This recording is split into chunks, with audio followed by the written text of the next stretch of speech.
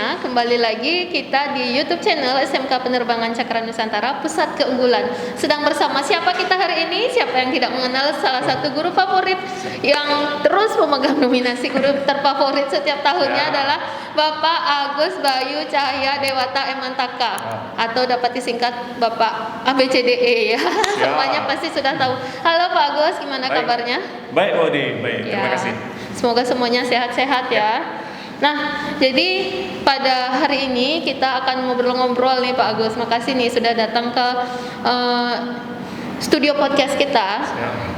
Kita sekarang sedang berada di simulator ATC yang dimiliki oleh SMK Penerbangan Cakra Nusantara ya Pak Agus ya. Nah, di sini sekarang kita akan ngobrol-ngobrol terkait Pak Agus baru saja mengikuti pelatihan komite pembelajaran Pak Agus. Iya benar. Pak Agus ikut yang batch keberapa Pak Agus? Saya kalau tidak salah fase 2. Fase kedua ya. Oke. Jadi Pak Agus sebagai guru informatika kelas 10 mengikuti pelatihan itu. Jadi hal-hal apa saja sih yang Pak Agus dapatkan selama pelatihan ini Pak Agus? Oh, oke. Yang pertama yang menarik dari saya baru sekali ini ikut pelatihan atau workshop. Itu yang isinya menyusun sebuah kurikulum. Biasanya workshop pelatihan yang saya ikuti itu membuat produk atau project ya. Baru kali ini saya mengikuti yang membuat kurikulum dari awal sampai bagaimana nanti diterapkan di satuan pendidikan. Wah, luar biasa sekali Pak Gus ya. Nah, kalau dari segi mapel informatikanya sendiri Pak Gus dari kelas 10 apa nih hal-hal barunya?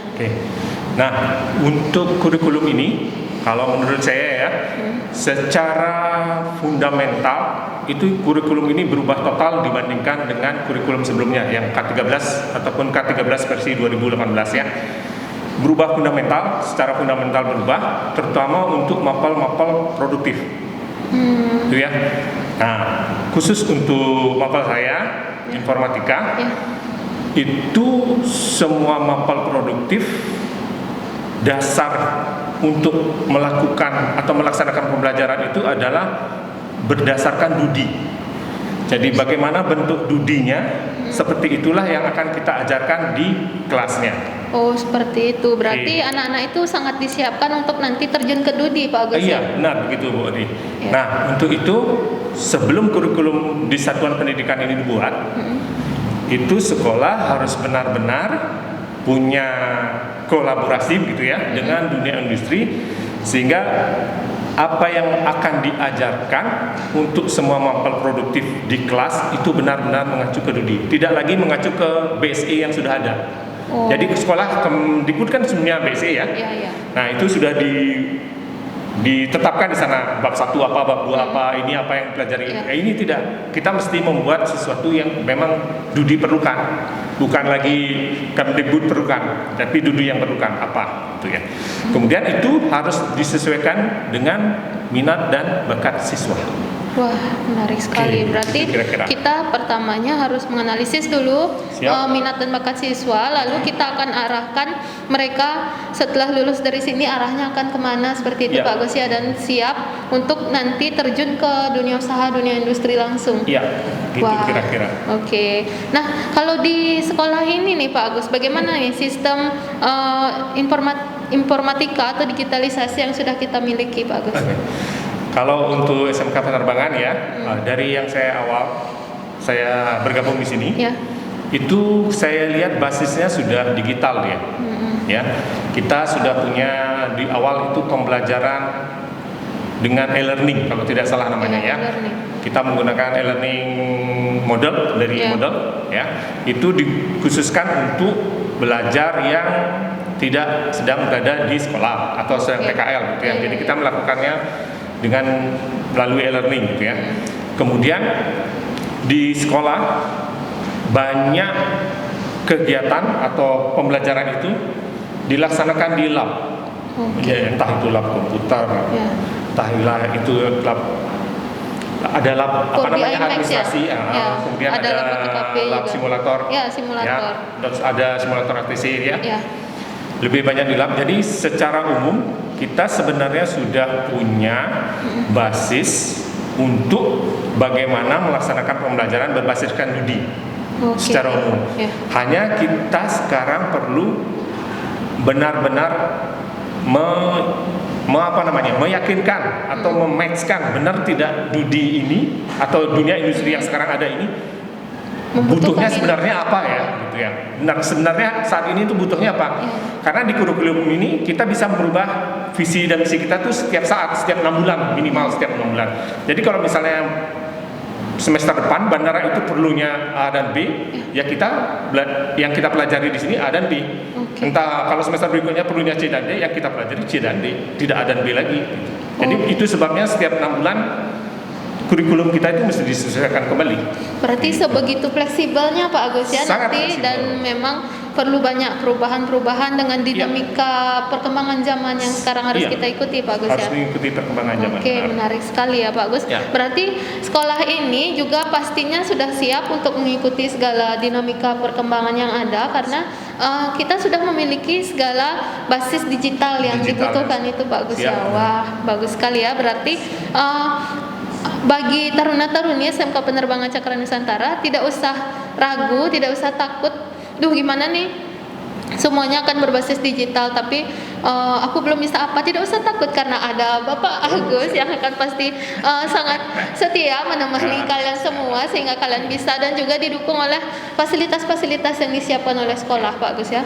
Nah itu dia. Terakhir sebelum kita tutup perjumpaan pada kali ini, mungkin ada yang ingin Pak Agus sampaikan kepada taruna-taruni terkait dengan perubahan yang harus mereka ikuti supaya siapa tahu ada yang takut atau ada yang bagaimana. Oke, terima kasih. Yang menarik di sini di kurikulum baru ini banyak yang menyebut kurikulum merdeka ya karena banyak kebebasannya ya. Nah, yang sangat menarik di kurikulum ini, kurikulum merdeka ini untuk siswa dari sisi siswa ya. Kurikulum ini di fase F atau di kelas 11 dan 12 itu nanti ada mata pelajaran pilihan. Jadi kita seperti kuliah.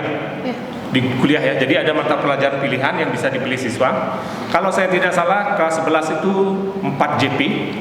Semester 1-nya, semester 2 juga 4 JP. Kemudian kelas 12 itu 6 JP kalau saya tidak salah ya. Nah, kenapa ini ada? Ini untuk menampung minat dan bakat siswa. Jadi kita bisa memberikan mata pelajaran pilihan yang unik di sini. Contoh, misalnya di informatika kita bisa memberikan robotika, ya. Kalau misalnya di olahraga kita bisa memberikan mapel apa namanya? Kalau dulu di kuliah itu namanya mapel pencinta alam. Kalau di sini kita bisa berikan siswa pencinta alam. Misalnya bahasa Indonesia kita bisa memberikan mapel untuk bagaimana menulis sebuah novel atau cerpen. Jadi sangat banyak bisa karena itu adalah mapel pilihan gitu ya. Persis seperti ada di perguruan tinggi.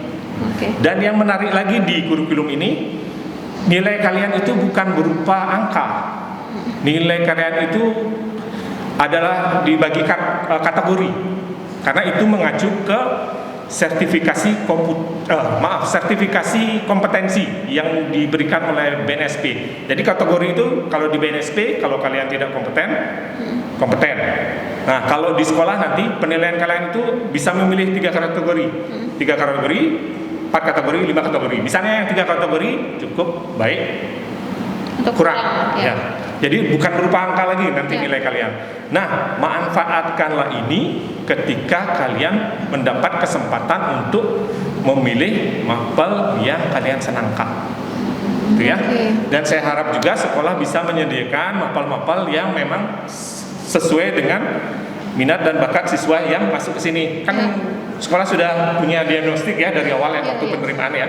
Jadi dari sana sekolah bisa menyiapkan, saya untuk angkatan ini saya mesti menyiapkan mapel ini dan segala sesuatunya. Gitu saya kira. Ya Pak Gus. Dan juga kalau anak-anak sekarang ya berbicara tentang minat dan bakatnya, kalau ditanya kamu nanti gede mau jadi apa? Jadi dokter, jadi presiden, itu jarang yang berkata seperti itu.